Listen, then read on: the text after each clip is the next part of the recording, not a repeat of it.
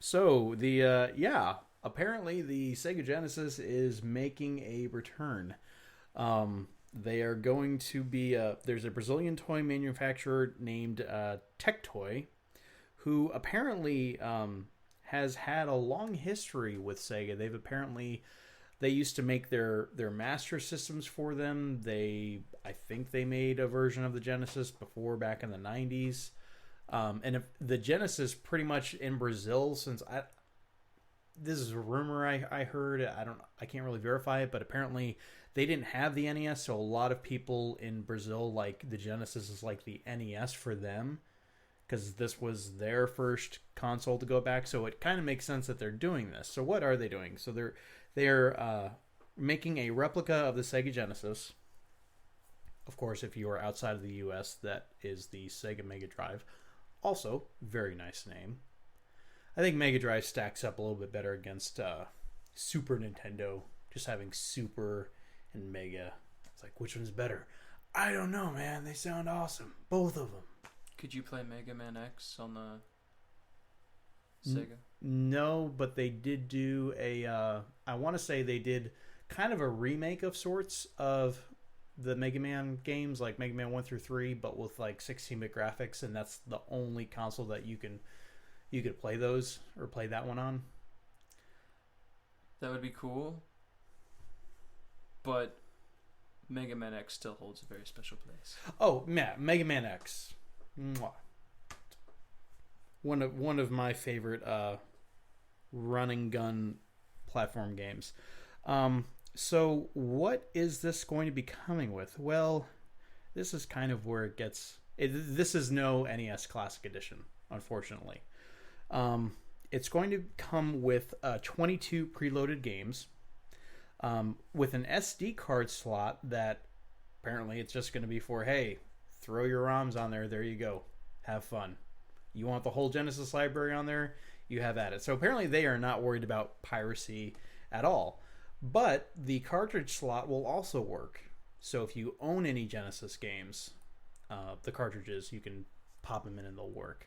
And apparently it's also made with the actual Genesis hardware. This is not an emulation machine.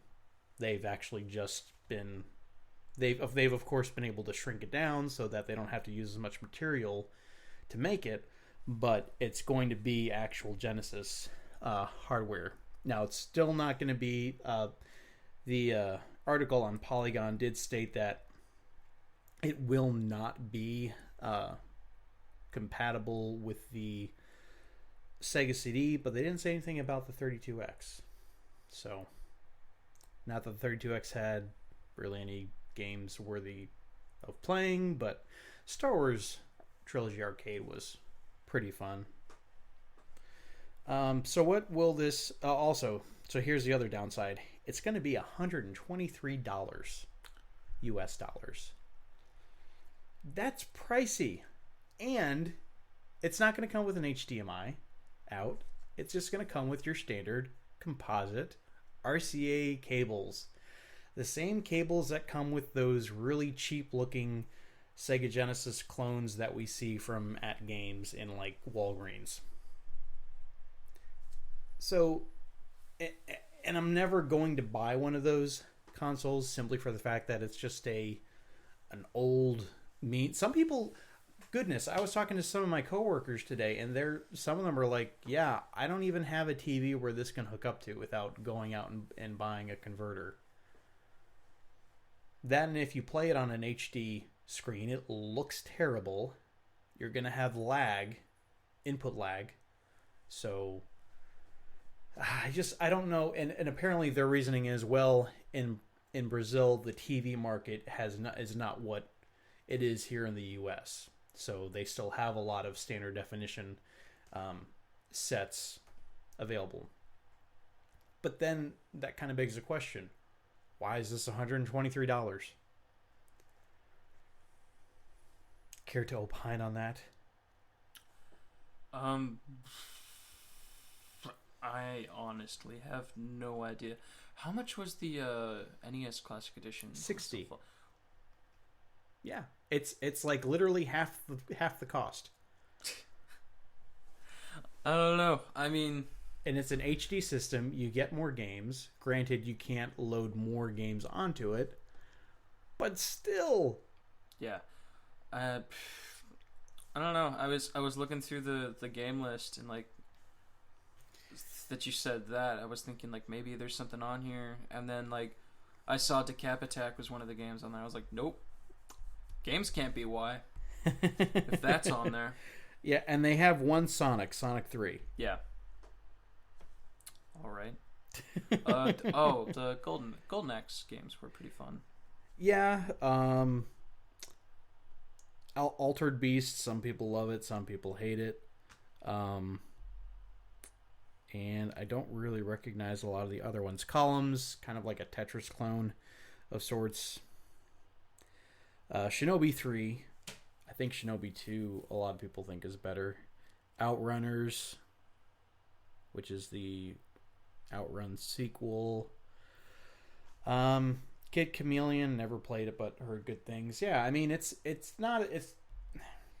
based on what I can tell, it's not a terrible collection of games. There some of their choices are a little bit questionable.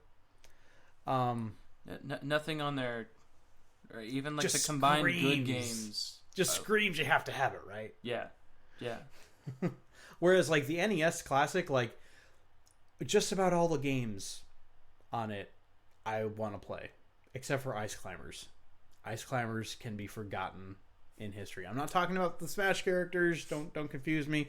The actual game is lousy. Lousy controls, lousy jumping physics, just stupid. But yeah, I mean, and then with this one, there's like maybe a few games that I'd be like, okay, yeah, I wouldn't mind having a system that could run those.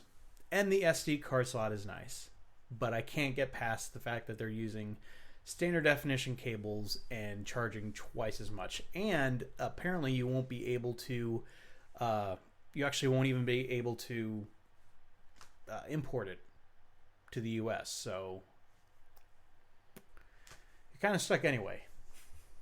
So why do we bring this up? Why even bring this up? It's interesting because, okay, so the NES Classic selling out today. Hopefully Nintendo makes more, and people, I had no idea this many people knew about it and were tracking it. Had I known, I would have just taken off work and stood in line like at 7 a.m. like everyone else did. But with this Classic Edition, now people are aware that these systems are on the market. They're like, oh, well, I could get maybe one of those Retron 5 or 3 or 2 and play old games that way. Maybe people pick up one of those crappy at-game Genesis ones that have 80 games, but only 20 or 30 are Genesis games, and the rest are like just basic Flash games. And don't buy that. But I think this is good because I do want to see more of these. Like I said before, I want a Super Nintendo version, Super Nintendo Classic Edition. I wouldn't mind a Nintendo 64 Classic Edition. I would hope they would have a better controller. Or all they really need to do, keep the same form, just take that stupid joystick out of there and give me a GameCube joystick. I'd be happy with that. And apparently you can do that with an N64 controller. You can actually mod it, take that old one out, and put a GameCube replacement in there. Are you talking about like just taking the actual just joystick out, or just taking that like third divot just completely off? Well, Hori is a controller company in Japan. They actually made, and it's apparently like the most sought after Nintendo 64 controller. They made it so that you can only hold it with two hands. It's much smaller, but it's much more comfortable, and they basically, it looks like a tiny little GameCube controller, but with all the N64 buttons. I'm okay with that, because that's the dumbest controller I've ever seen in my life. Yeah. And like as a kid, I didn't care because I was like, it looks amazing, it's so cool, like a 3-pronged controller. No, it's terrible. Like, there's 3 different ways you can hold it, but you're only ever going to use one way. Yeah, not to mention how awkward holding it is, because like you're holding on to 2 and you're like, okay, this one, and then I need to get that joystick, but then I need to Yeah. hear, and then Also, too confusing. throw a rumble pack on that thing. You're gonna be playing it with it like on the floor or in your lap because it just makes it even heavier. But yeah, this is good that that they're making this new Genesis, but if I had the opportunity, I'd pass it up. Yeah. Would not buy.